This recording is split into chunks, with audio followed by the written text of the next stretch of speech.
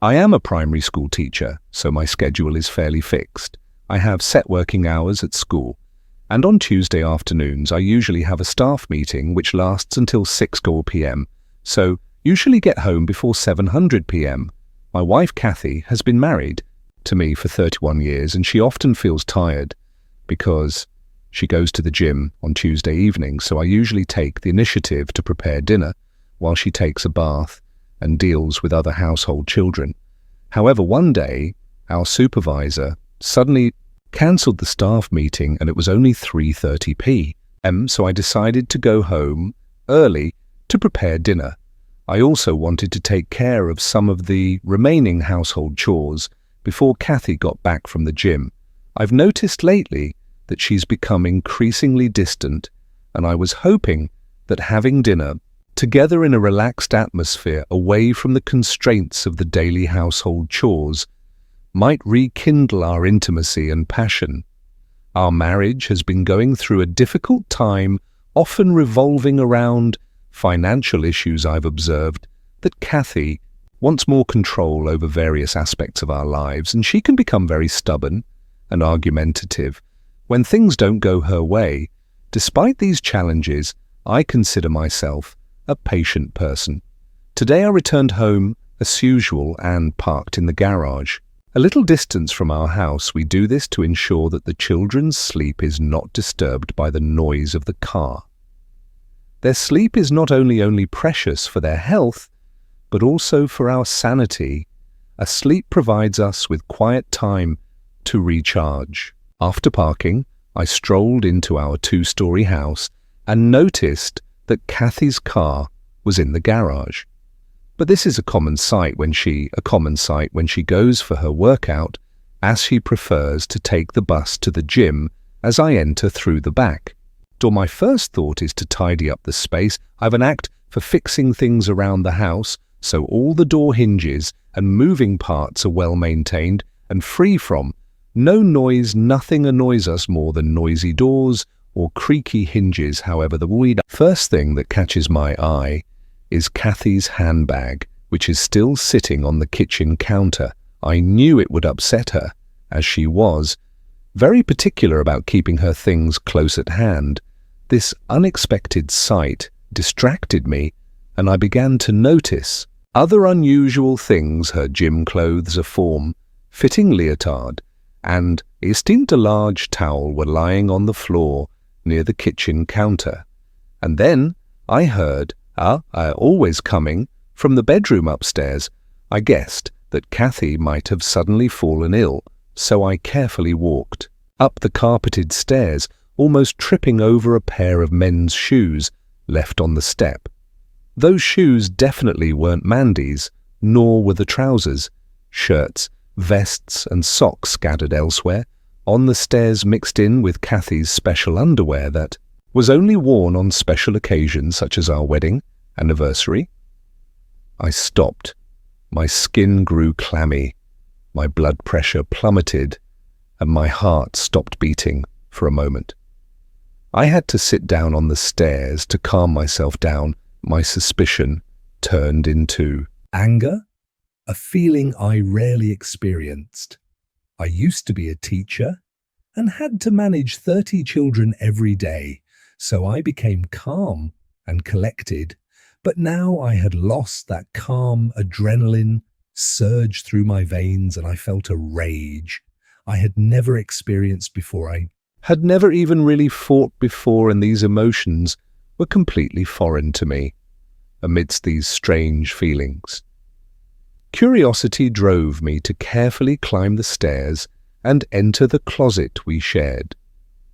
There were 2 doors in front of me, one leading to the bedroom and the other to the bathroom upstairs. To get to the bedroom, I had to walk through the bathroom, which was connected to our spacious walk-in closet. From the door to the bedroom, I can clearly see outside the wardrobe. The door is positioned just right, so I can see the bed. It feels like I'm watching a scene from a horror movie, and I can't take my eyes off it.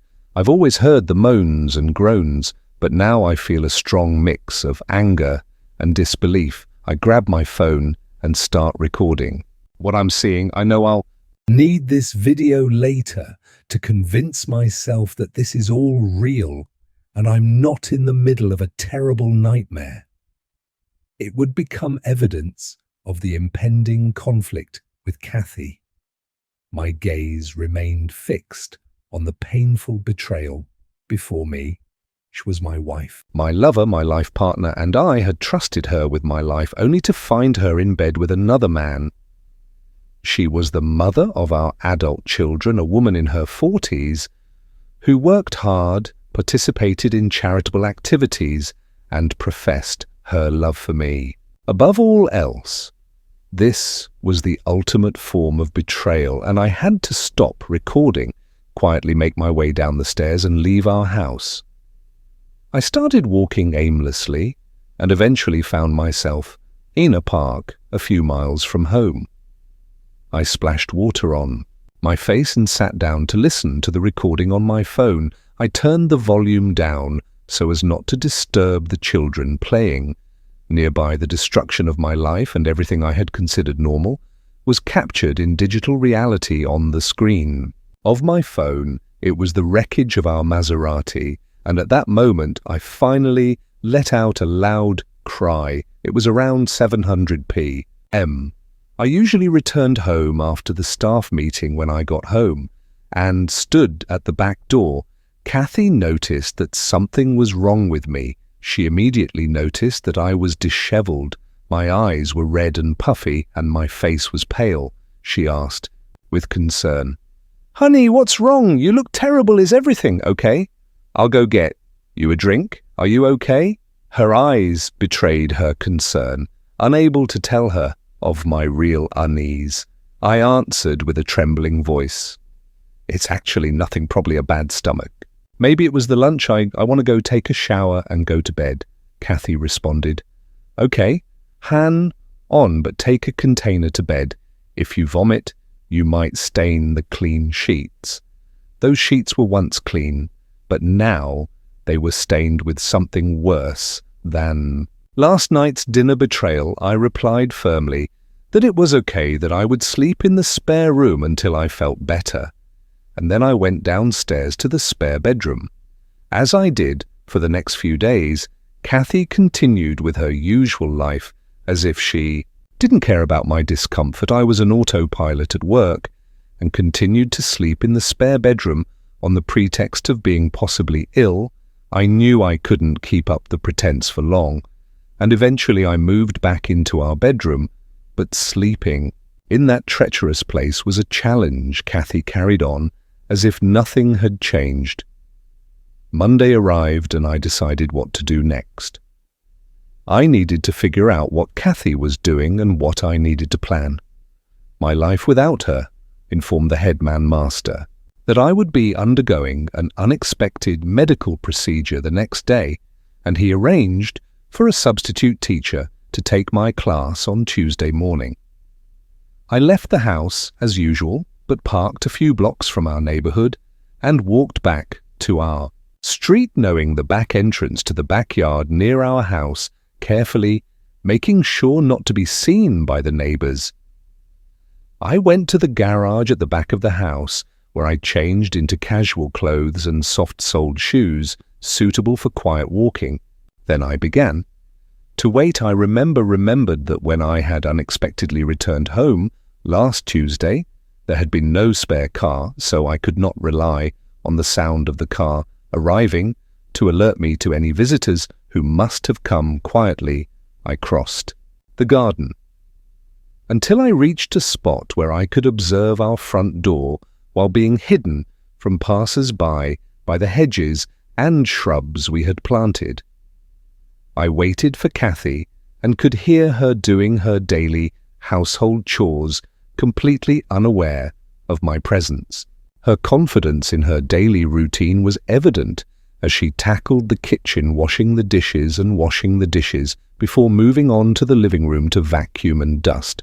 This continued until about 11:30 when she went upstairs. I could vaguely hear the shower. Then a period of silence followed by the toilet flushing.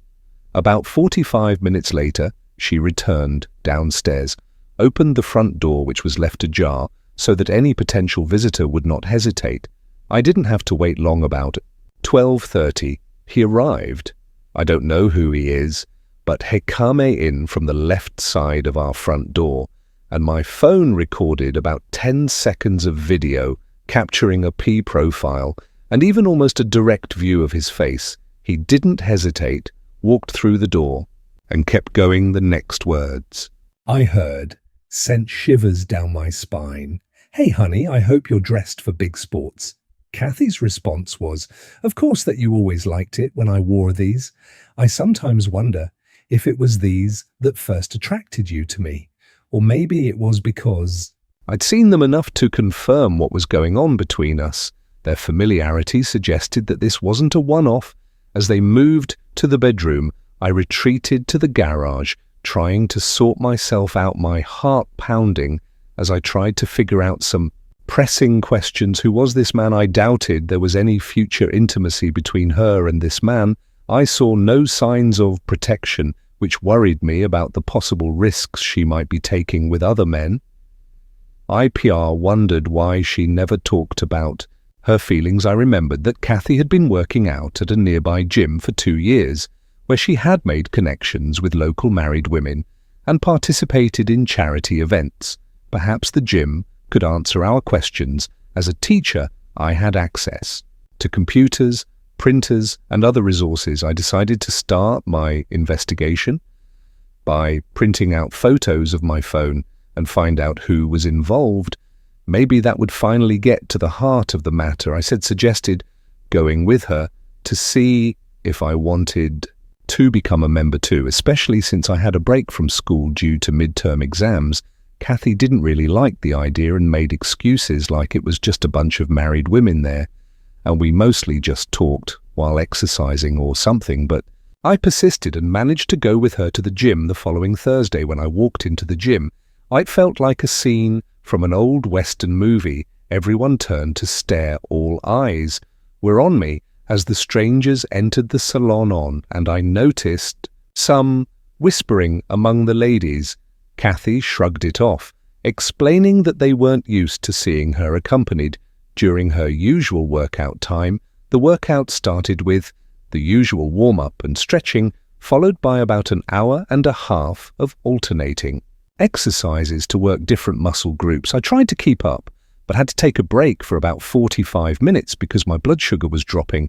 I knew I needed something sweet, so I did just that. Kathy understood what I meant, and I grabbed some gummy bears. I sat down in a nearby chair and started to observe Kathy more closely. It was obvious that she was very nervous, constantly glancing over to the staff area where the instructor entered the main hall. I also took a close look at the gym itself, which had the usual layout of gyms around the world, with exercise stations scattered around the room, each with a wall mirror so participants could check their form and muscle tone. I decided to take a closer look at the gym and found a wall near the exit of the hall with staff information posted on it, which could pass the time while waiting for Kathy. I glanced at the top photo, which showed Aladi with a good figure, but it was hard to tell her age. I thought to myself, below the photo of the director and owner of WS, Miss Elisa White, were her contact number, and the time she could be reached. Below her were 3 more photos of 2 women and a man. At that moment, I froze, realizing that he was Kathy's love. This was the man who was having an affair with my wife, and it seemed that she was giving her enthusiastic consent. I read his description: Mr. Roger Brownhead, of sports programs and personal body training. I noted his phone number. I noticed that Kathy was no longer at the same station as the last time I had seen her. I returned to my seat and carefully examined each station, looking for my wife. After some searching, I finally found her.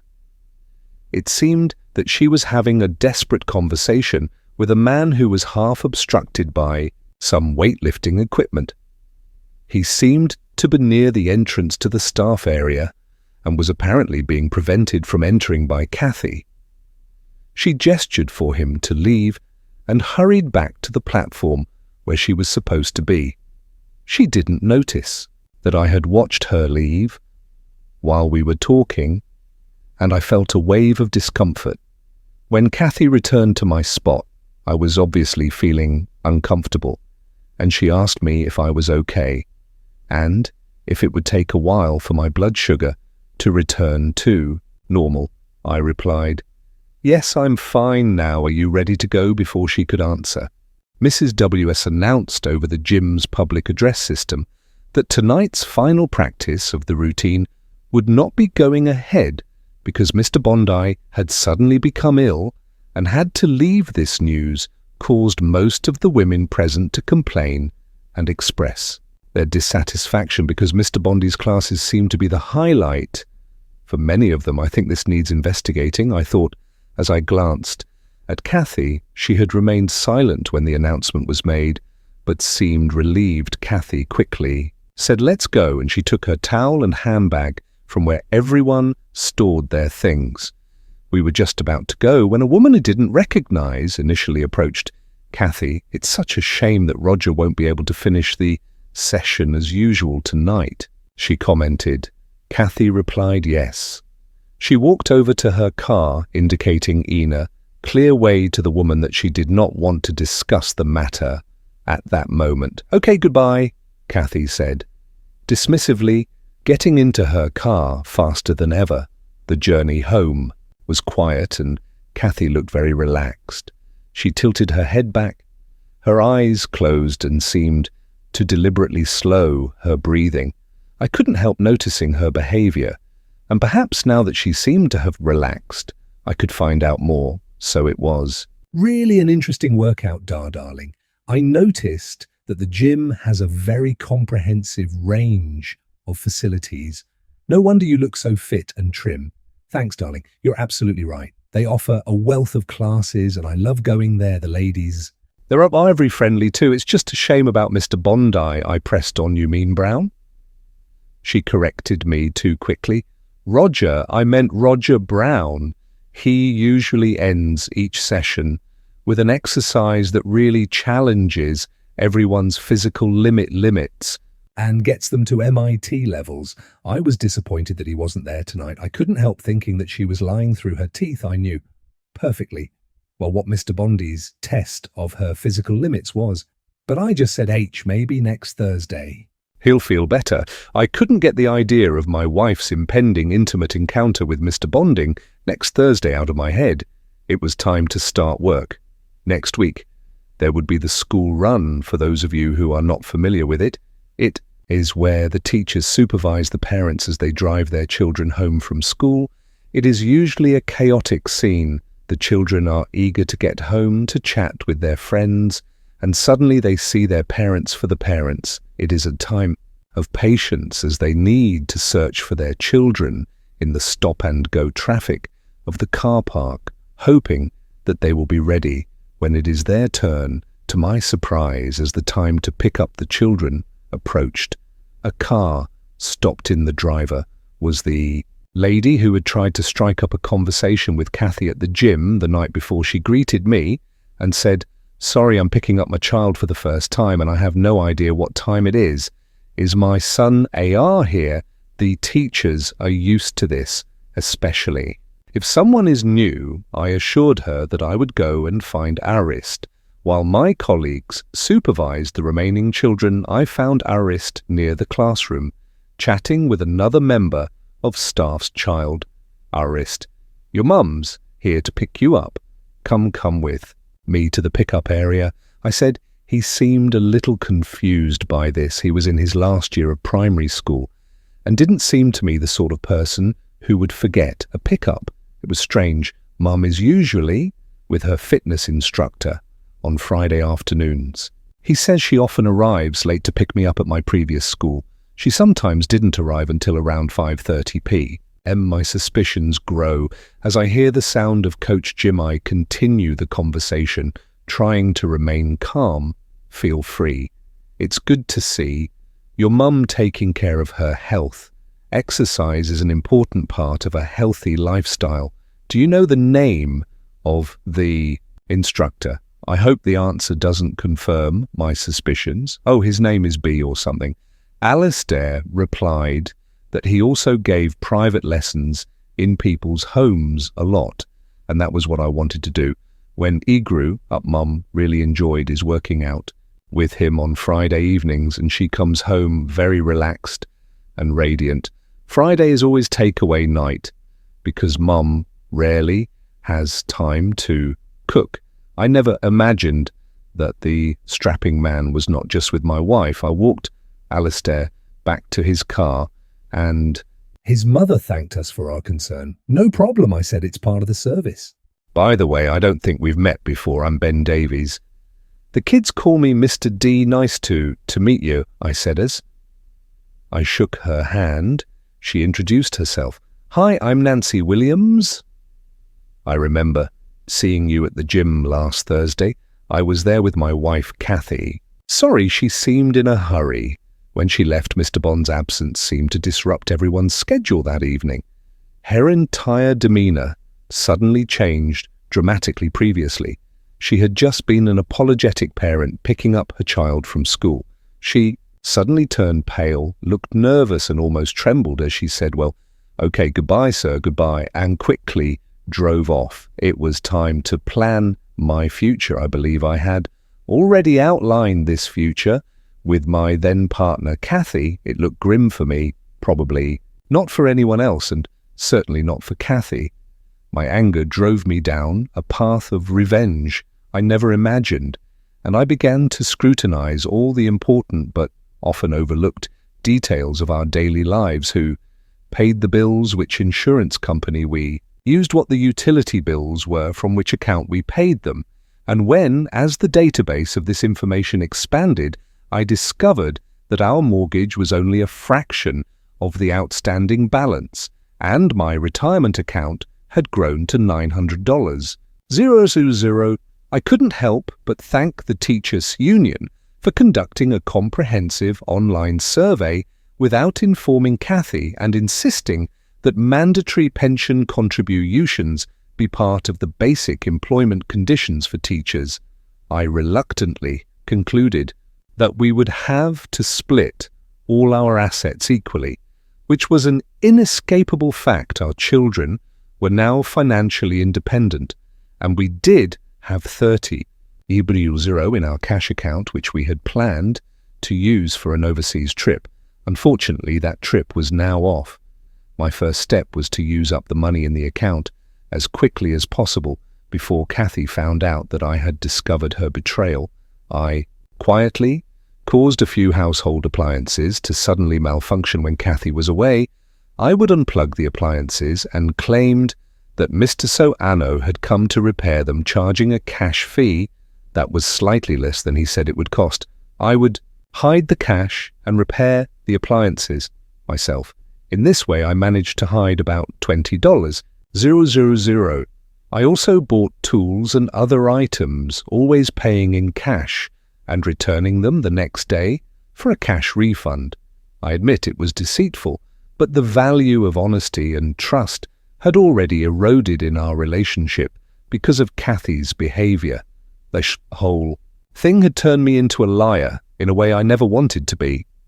Kathy and Bonnie continued their workouts on Thursday afternoons, and I stopped trying to have any kind of sexual relationship with her, and we just got along like two roommates. Gradually, my personal belongings began to disappear into boxes in the garage. Kathy rarely went into the garage, so she didn't notice the rearrangement of the contents. Her car was usually parked in front of the garage, and she was content to leave the garage. To my own devices, she did question the disappearance of some of my personal items from the bookshelves, but I kept putting off an explanation, saying that I had broken things accidentally or no longer needed them.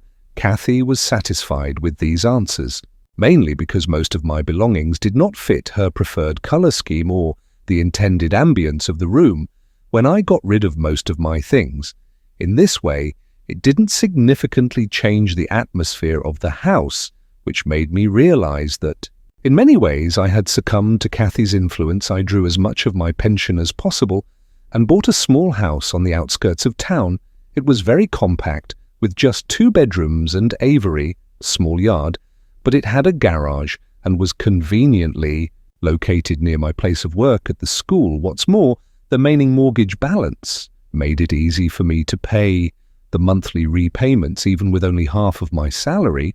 It wasn't a big mansion, but if you were willing to give up those flashy and lively neighborhoods, you would find that this place is excellent value for money. My separation plan is underway, and I'm gradually moving my personal belongings into the new home. Furniture was not a problem, as I could easily find second-hand or old. Goods at thrift shops. My life seems to have been loved and cherished. But now it is forgotten, relying on charity to get any value out of it. His time, those involved get what they deserve. In return, I reconnected with Nancy Williams when she found me picking up my children from school. I was waiting for her alone with her son, Alistair. When she arrived, she looked distressed with signs of recent tears in her eyes. As a teacher, I was trained to be able to gain insight into the lives of my students and their struggles from these clues. "Mr. D, can I talk to you for a minute?" she asked anxiously, of course, as no one was coming. "I parked there." "And went to me," I replied. She parked the car. Alistair played football, and we sat on the bench near the pickup and drop-off area. I didn't know where to start, what I needed. "To tell you," she began, I'm not sure how much you know about the gym that Kathy Goesto." I looked at her carefully and answered cautiously, "I know that my wife Kathy likes to go there.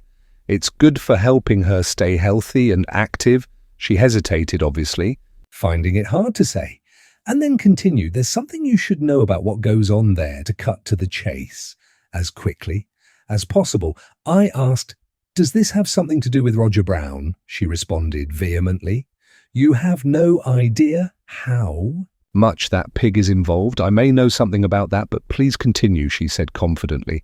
"Heck, player who targeted many of the ordinary women there. When I asked her how she knew, she replied, with tears in her eyes, until last week, when we met every Friday at 12:30, she paused and looked up at me as if we were going through those moments. I looked away, remembering those moments, though not with fondness, I'm sorry. She continued, "I really liked what he did to me, and it was only when he found someone else to replace me that the relationship suddenly ended with no explanation. Just, sorry, nothing more. I had really believed we might have a future. I'm divorced, and I missed the regular intimacy of a relationship, so I was really excited about the chance to relive that with him." I was completely taken aback by her frankness. How could she think she should share this with me? She must have been upset and wanted to comfort me. I reacted a little too hastily. A marriage is not always what it seems. She looked at my face and noticed the pain and sadness in my expression. "Already know, don't you?" She shook her head, slowly expressing disbelief. "You already know that he had an affair with your wife, Kathy." "I admit, yes, I know Nancy. Thank you for telling me." Although I tried to hide the bitterness in my voice, I had already become emotionally involved in the whole thing. I firmly believed in karma, and he thought he would soon get his comeuppance. The guy had to face the consequences. Nancy almost shouted that he didn't care who he hurt or how he hurt, as long as he satisfied his sexual urges, something he could brag about in the pub. "If you want me to help you get back at him, just tell me the guy had tope and he should pay dearly." She called her son over and left, leaving me sitting there for a long time, deep in thought. When Nancy shared her story with me, I felt a sense of relief. My revenge plan was like sour grapes, born of my inability to save my marriage. I realized I needed To think about this more deeply, I began to wonder how many other women he might be having an affair with at the gym. Now was the time to gather hard evidence. I couldn't help but marvel at the man's stamina, but I suppose even the devil doesn't get tired. I discovered that he went to the gym every day, except Mondays when it was closed for maintenance. I remembered the phone number posted on the gym wall and used the white pages of the phone company to find an address within 3 blocks of our house, which explained how conveniently the scout could walk to our house to meet my soon-to-be ex-wife. I told Kathy that I went for a walk every day around 5 p.m, saying that it was recommended by my specialist. Fortunately, Kathy had no interest in joining me, and she knew that this would not interfere with her rendezvous with her lover's aunts, so everything went well. On the first evening walk, I went straight to Bonnie's address and found that he lived on the first floor of one of several similar units. His car was not there, so I wandered around the neighborhood, waiting for him to return. He always left our house very early, probably before scene, so he would probably arrive at his apartment around that time. As I expected, he went into his apartment just before. Every day, I was able to go for a walk. Except for the day I missed my staff meeting, I suspected that he showed up at the gym every day. At the opening time, did he have a different woman? For each day, I intend to find out by gradually advancing the time of my walks and monitoring his daily activities. I decided to take a week's leave for this purpose. I went to an electronics store and purchased the necessary equipment, including a concealed long-range listening device, not one of those satellite dish-like things. I also bought voice-activated and motion-sensitive cameras with full-color HD capability. To be precise, I bought 5 of them to ensure that I had enough storage space to save the digital evidence I obtained. After buying these items on Monday, I bought an additional portable hard drive for my computer. I started installing one of the cameras in Brown's apartment, which fortunately was not too big, more like a 1-bedroom apartment with a spacious living room and kitchen dining room. One camera was enough to cover everything except his bedroom. Placing it in his bedroom was a breeze. I simply waited until he had gone to the gym and then retrieved the key from his carelessly left set of apartment keys under the doormat. After making sure the camera was functioning properly, he had no imagination left now whenever he makes any movement or noise in the apartment. I will leave the microphone attached to the camera, will be activated and transmit the video and audio in real time to my computer, where it will also be safely stored with a date stamp. It starts working as soon as Brown arrives home. On Monday night, he sits in front of the TV enjoying takeaway and goes to bed at around 9 p.m. I wait until the gym closes and enter through the back door, which most shops overlook during their pre-closing checks. Fortunately, I'm in luck, and I cleverly position the next camera in the private room at the back where clients usually have their personal health assessments. Brown often meets with his private clients here. I can't help but question what kind of person I've become installing cameras in someone else's space, essentially spying on them. I don't know what this will lead to. Wednesday, when Kathy goes shopping for groceries, I seize the opportunity to quietly place the 3rd and 4th cameras in our bedroom and living area. After checking the Tuesday footage, I was both surprised and unsurprised to discover that given Brown got up and left quickly only to return later with breakfast, I couldn't help but think that the lazy bum couldn't even cook breakfast. He stayed at home until the gym opened and didn't leave until 10:30. During this time, he made an intriguing phone call. "Hello, Kathy, it's Roger. Has he left yet? Great, I'll see you at your place at 12:30. And remember to wear the clothes I mentioned." "No, I'll be careful. No one will see me into your house. You said he was leaving for 3 days. Great, maybe I can Thursday and Friday. We'll talk this afternoon, darling. After hanging up, he left with a brisk pace. I couldn't help but wonder how he planned to explain it to Kathy on Thursday. I set up my computer in the garage and couldn't wait for things to unfold. Brown's webcam feed immediately appeared on the screen. He got up, went out for breakfast again, and came back to make a phone call. The camera also transmitted the content of her conversation. Hello, this is Roger. How's my favorite sex machine feeling?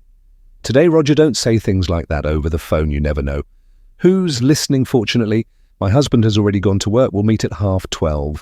Nancy, these school's parents, seemed very keen to help, so I asked her to make a list of all the women the scoundrel had a relationship with in the past. In the past, she had enthusiastically tackled tasks and within a week had given me the list and the addresses, which came as a shock and a disappointment. Kathy's name was on the list. By this time, I had almost severed all contact with her, and her house had lost its emotional value and was merely a residence. Kathy did comment on feelings strangely empty lately. I simply explained that I was trying to clear out my belongings. She accepted this explanation as it did not affect her possessions, and even offered me more space. I also moved the contents of the garage to my new home and moved out completely.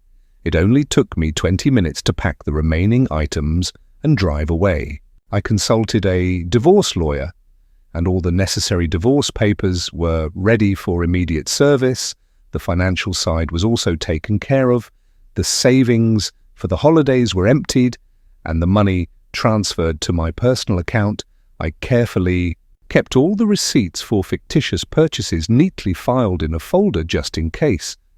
As evidence, I changed the beneficiary of my pension and transferred all available funds to my name. I set up separate bank account, credit cards and insurance policies. In my name, the car registration and insurance were transferred to her name. So she is fully responsible from now on. Unfortunately, I can't control the house, so I have to rely on a court decision. I bought a new mobile phone registered in my name only and made sure it had an unlisted number. The old phone was deactivated.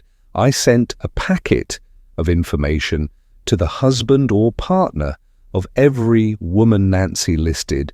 Each packet detailed where and when the bastard had sex with their partner, and it also had his name and address and the address of our town's sexual health clinic, as it appeared that most sexual encounters had been unprotected. I wrote a detailed letter to the owner of the gym advising her to have the lead trainer at the table. I put the divorce papers, the scout car, and Kathy's video surveillance photos and the DVD of their tryst in this bag next to my wedding ring, cut in half and covered in an unpleasant substance. The accompanying note read, "Kathy, I give you this stained ring, which symbolizes our marriage. Please do not contact me except through the lawyer mentioned in the divorce agreement. I have asked the school to ban you from the premises, so please refrain from trying to find me there so as to avoid causing a disturbance on school grounds that would lead to the intervention of the swift police." I also informed the children of my decision to ensure that they are not confused by the breakup. I sent them copies of the DVD so that Noon could wrongly claim to have broken up the relationship. I drove to my new house and waited for the fallout to arrive. Somehow, the local newspaper had caught wind of a scandal at a nearby gym. The owner had no choice but to close the business and leave town, while a former gym instructor was found in a downtown alley believed to have been attacked by a group of unidentified male assassins. A sudden surge in divorce applications overwhelmed the local court, and many houses were put up for sale. Kathy returned home on that fateful day, discovered my parting gift, and promptly fainted. A neighbor heard her scream and witnessed her fall. Our 70-year-old neighbor quickly realized why Kathy had fainted. She had called the emergency services just in time before leaving the house and left the door open. Kathy tried to contact me, but our phones were out of order. She even tried to find me at school, only to be arrested. After spending the night in a holding cell and receiving a stern warning from the man magistrate. Kathy's efforts to contact me considerably delayed the settlement of our children's divorce proceedings, who had not hidden their displeasure at her blatant infidelity. Fortunately, they are both married and have inherited my moral values, clearly not. From Kathy, the divorce proceedings have been completed and the remaining financial issues have also been resolved. Unfortunately, as is customary, Kathy had to sell the house, and the proceeds enabled her to purchase a smaller home in a suburb just inside the city where she currently lives alone. She has always been stigmatized as the notorious fitness instructor, and whenever she ventures into the city center, she faces countless stares and whispers the depression caused by this rejection. And humiliation eventually led to her being admitted to a psychiatric hospital, while I continued to work as a teacher and live a happy life in my new home. I focused on creating a positive environment for me and my children away from the chaos of the past and rebuilding our lives. This experience made me realize the importance of integrity and honesty in relationships, and I am determined to instill these values in my children as they explore their own lives. Dear listeners, please share your thoughts in the comments section below, and don't forget to like, share and subscribe.